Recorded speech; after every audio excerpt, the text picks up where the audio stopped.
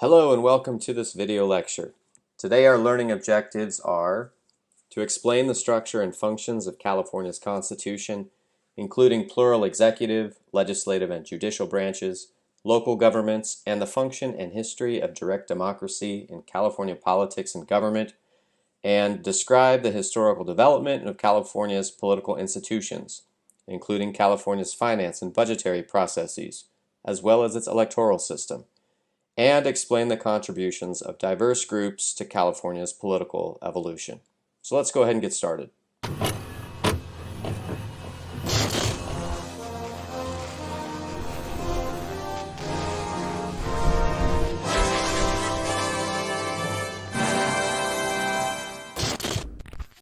Welcome back. We're going to start off by talking a little bit about California's political history, starting with California's first government. In 1849, California wrote its first constitution in anticipation of becoming a state in 1850, which it did. This first constitution created three branches of government. It included a Bill of Rights. It mostly borrowed from much of the U.S. Constitution. One thing that's pretty significant to point out is that it denied the vote to residents who were Black, Chinese, or Native. So right off from the get-go, California's very first governing document and first government was excluding many people. That exclusion is kind of baked into that early form of California government. Another thing that happens that was really significant, and it's important to note, as California's gold rush expands, people start looking for a way to connect California with the rest of the country. And so by the late 1860s, the Transcontinental Railroad is completed, and out of that momentous achievement comes a company called Southern Pacific, which was a railroad company, and it controlled the state's commerce. And out of this arrangement, controlling the state's economy, agriculture, because the state's farmers required the railway to ship produce back to the East Coast. The railway also brought in equipment for the mines. It allowed people to go back and forth between the coasts and in between. This gave the railway a lot of power and a lot of money. And the railway ended up using this money through a patronage system to control politicians in California's government. And essentially what that meant was that through a very corrupt system of timely and well-placed bribes, supporting certain politicians in exchange for their votes, the railway was able to control the government in California. And pretty quickly, within a decade after the railway is finished, people are already trying to change California's constitution to try to do something about all this corruption. And side note, placing this in historical context, the late 19th century was a pretty corrupt time in all of the United States.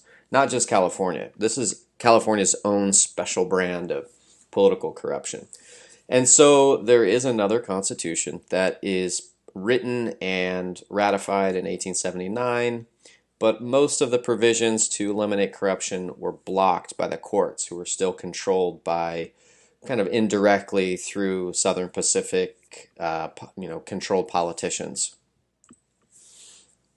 So finally, by the end of the 19th century and the beginning of the 20th century, the movement to try to reform corporate power in the form of Southern Pacific, it finally managed to gain momentum. And it was part of something called the Progressive Movement. And the Progressive Movement was actually kind of a nationwide movement to try to reduce power of corporations, eliminate corruption, democratize the political process, meaning allow more people to participate and to do so in a transparent way.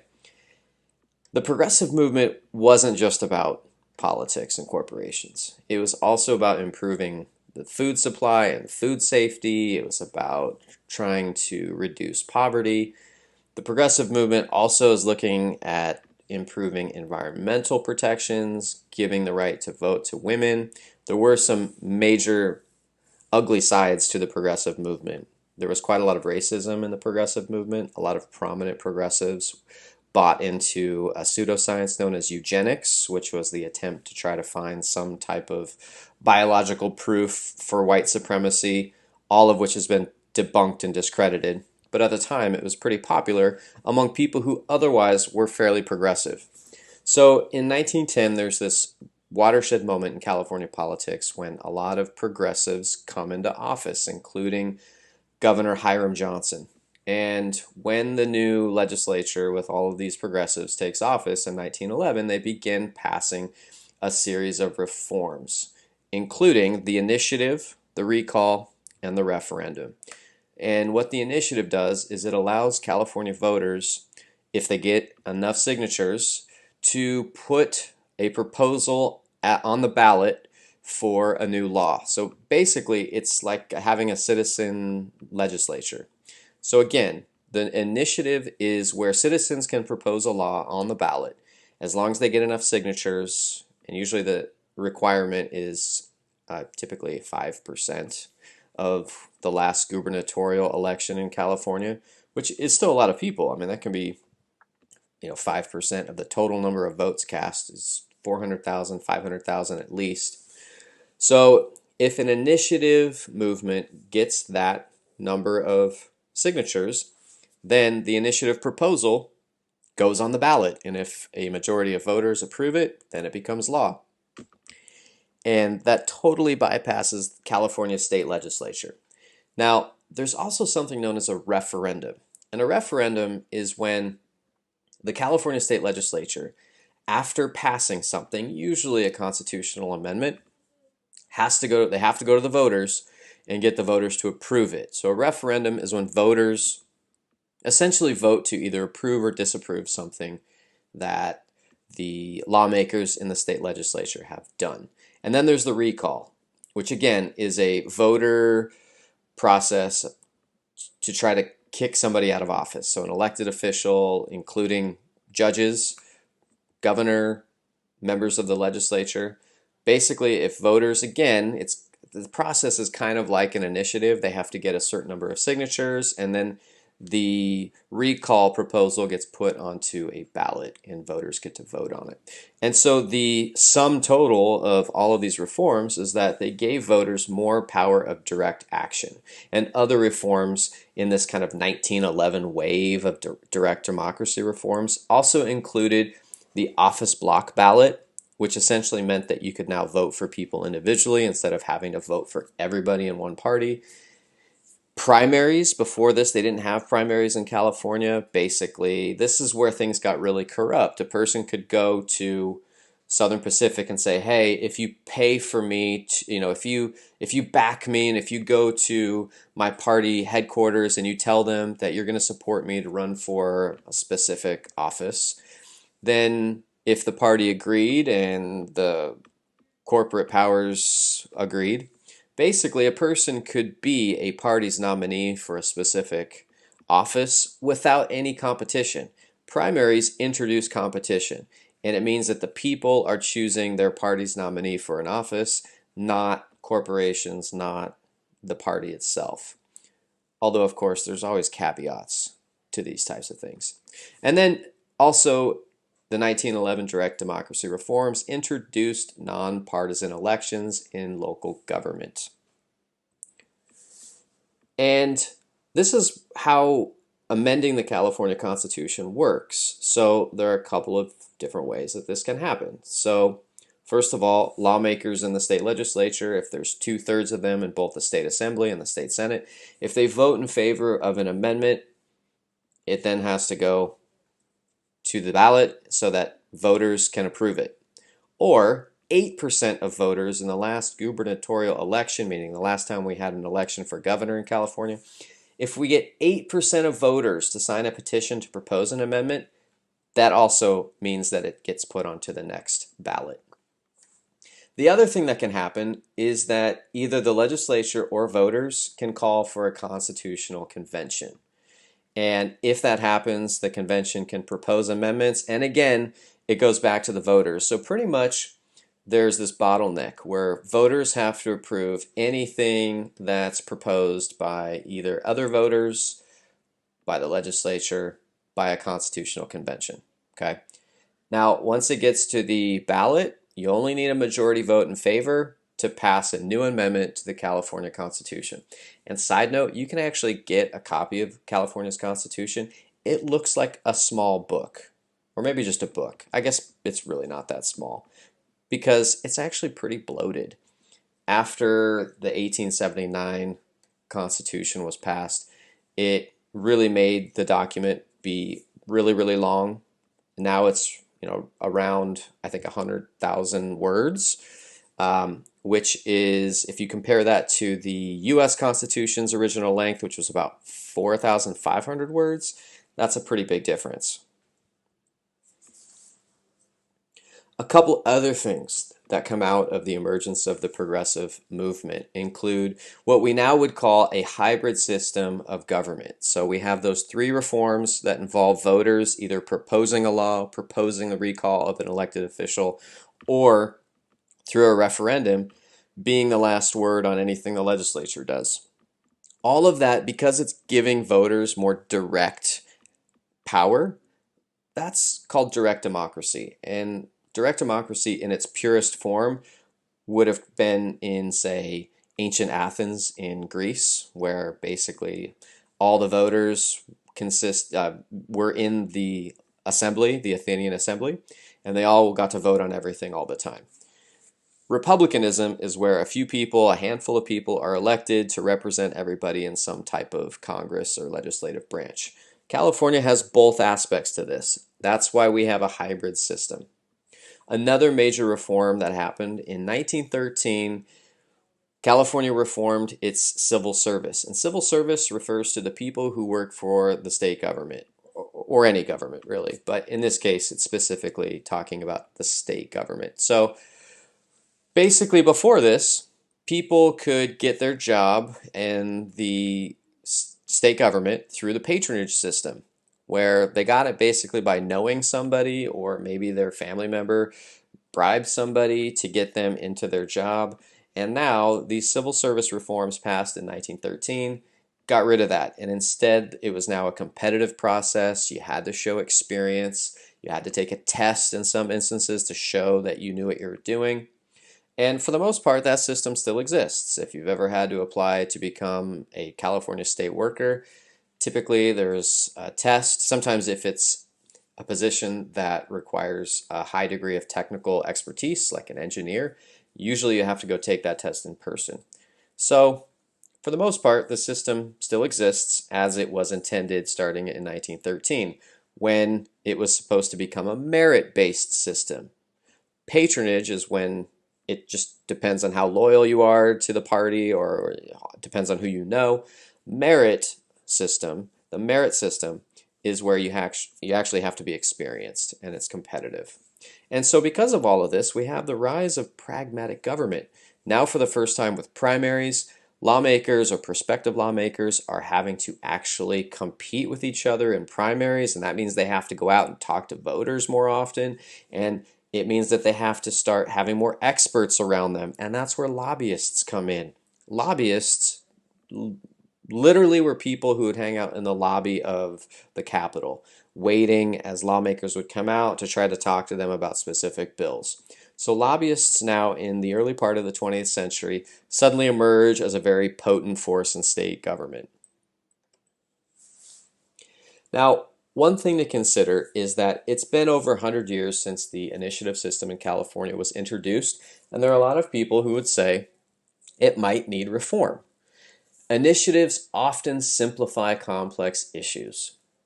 If you've ever seen advertisements on TV for a proposition, these ads can make things sound very simple, when in fact there is a very complicated issue that's involved. And so sometimes people don't really know what they're voting for.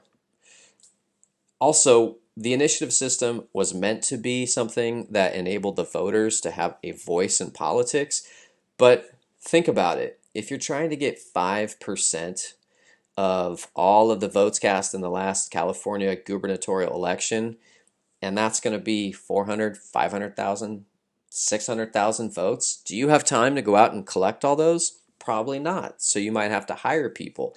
If you've ever gone to a grocery store and there's been somebody outside with a clipboard and they're asking you to sign a petition, that's what they're doing. Those people get paid. Somebody has to have money to pay the petition signature collectors. And so what that means is that special interests, or people who have an interest in getting something passed through the initiative system, can leverage their money and all their networks in order to get more of their ideas onto the ballot versus ordinary grassroots people. And so one of the criticisms of the initiative system is that now it's kind of become more a tool of corporations and labor unions and anybody else who has a lot of money. And all of those we would categorize them as special interests. And so the other and final criticism of the initiative system is that when you put these simplified issues in front of people and the voters don't really understand the costs, this can create a patchwork of conflicting constitutional amendments where we have all these different laws that people are passing at the ballot, and it's creating a mess as far as the law goes. And I will tell you that out of these, I think that really maybe the second bullet point is one that's probably the most valid. Voters, the people who end up voting, I mean, out of all of the potential voters in California or the United States, it may be a smaller percentage than we would like that is actually really knowledgeable, but usually the people who are voting I think, are fairly knowledgeable based on looking at the results in different elections. People have a fairly good idea of what they're voting for at the national and state level.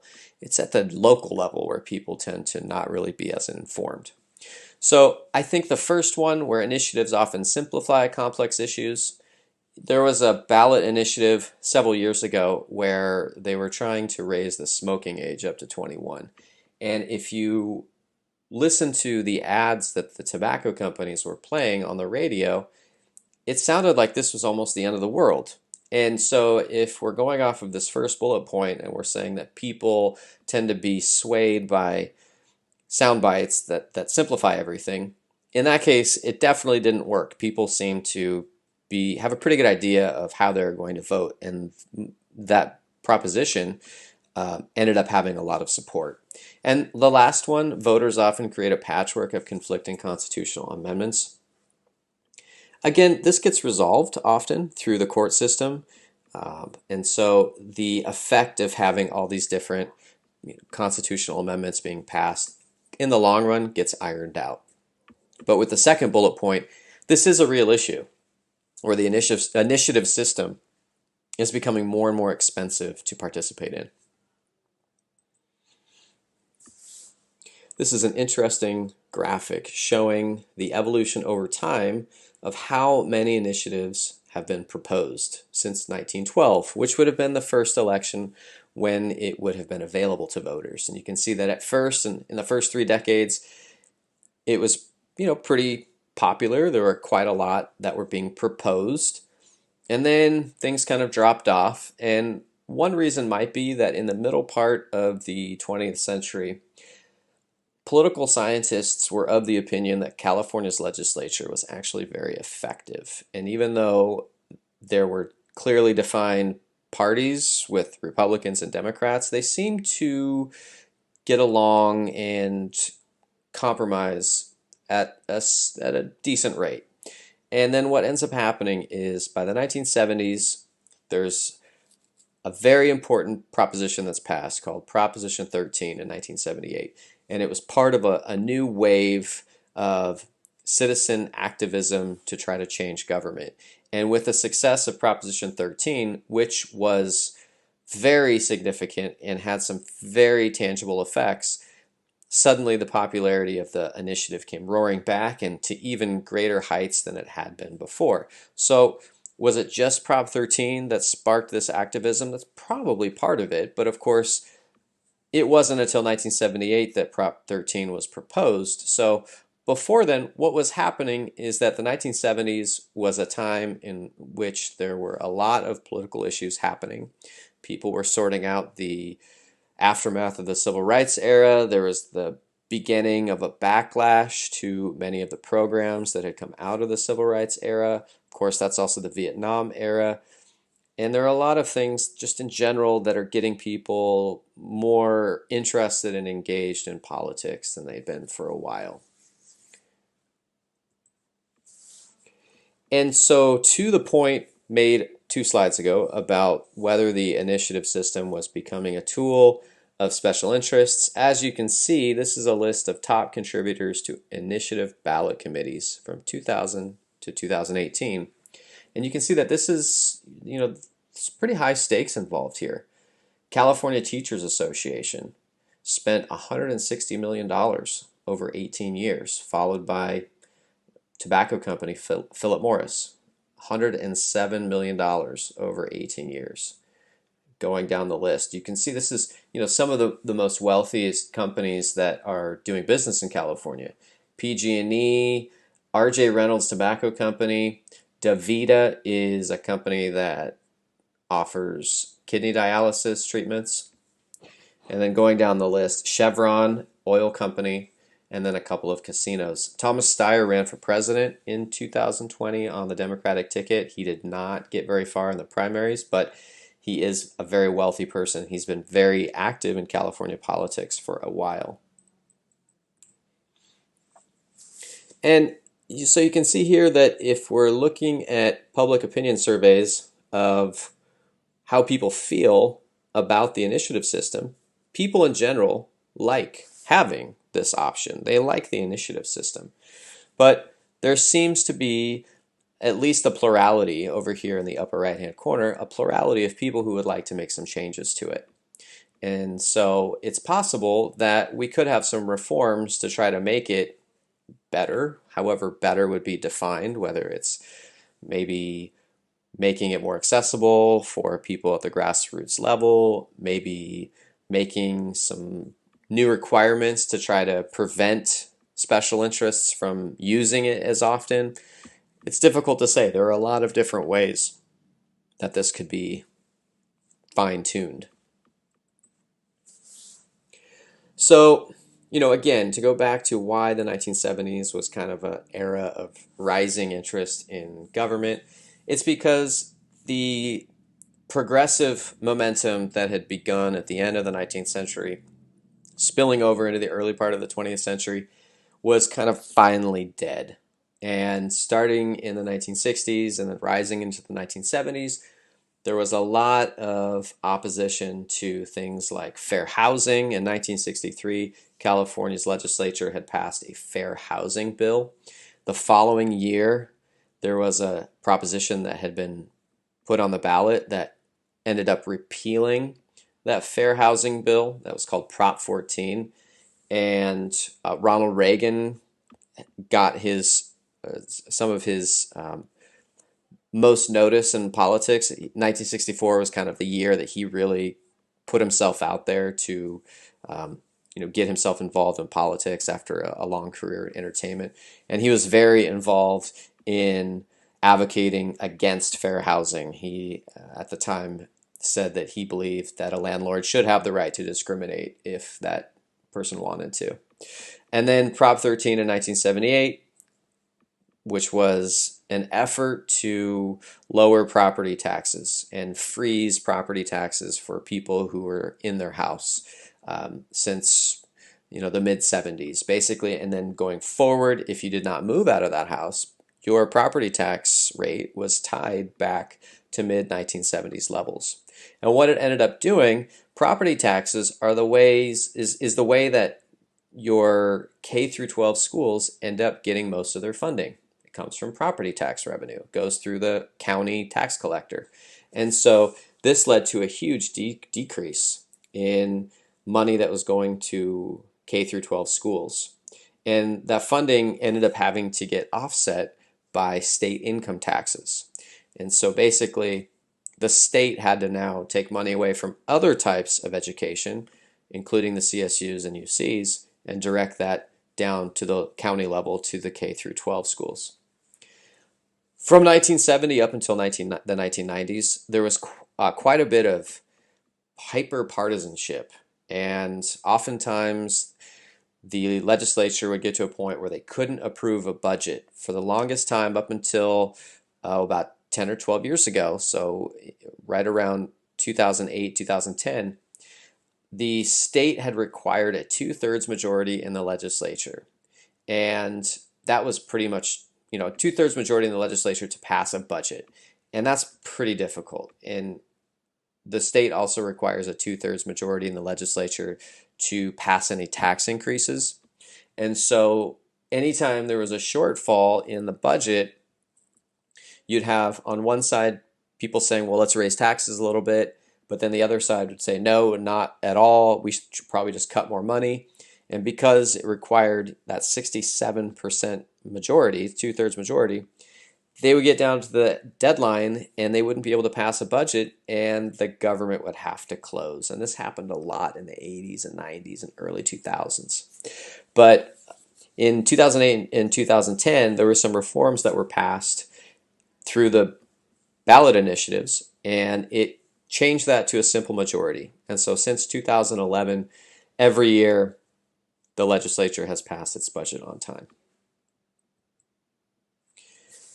And the 1990s was kind of the peak of this white backlash to civil rights programs, to a rise in immigrants, programs like affirmative action.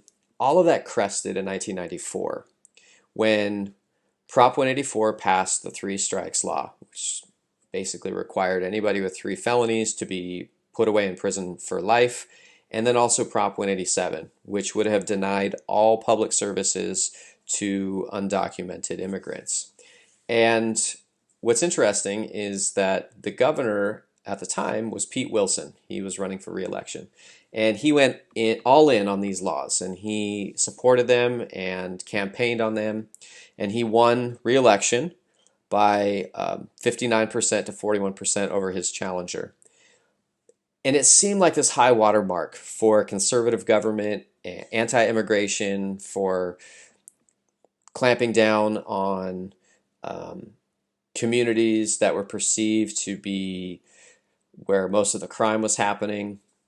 But what ends up happening instead is that there's a backlash. And in California, Latinos decided that this was really a sign that they needed to get more involved because they perceived Prop 187 as directed at them.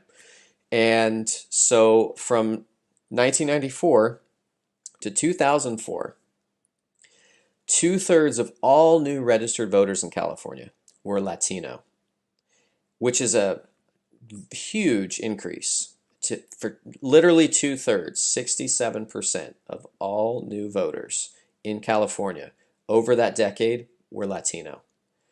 And there's also a shift. Before Prop 187, 53% of Latinos were registered Democrats. That then changed and it went to 65% of Latinos in California were registered Democrats.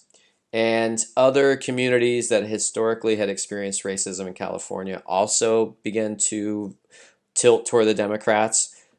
Asian Americans in California, 68% of them registered Democrats. And so the tide really shifted against the Republicans and conservatives in California. And so by 2008, 2010, we started to see a new wave of progressive reforms passing.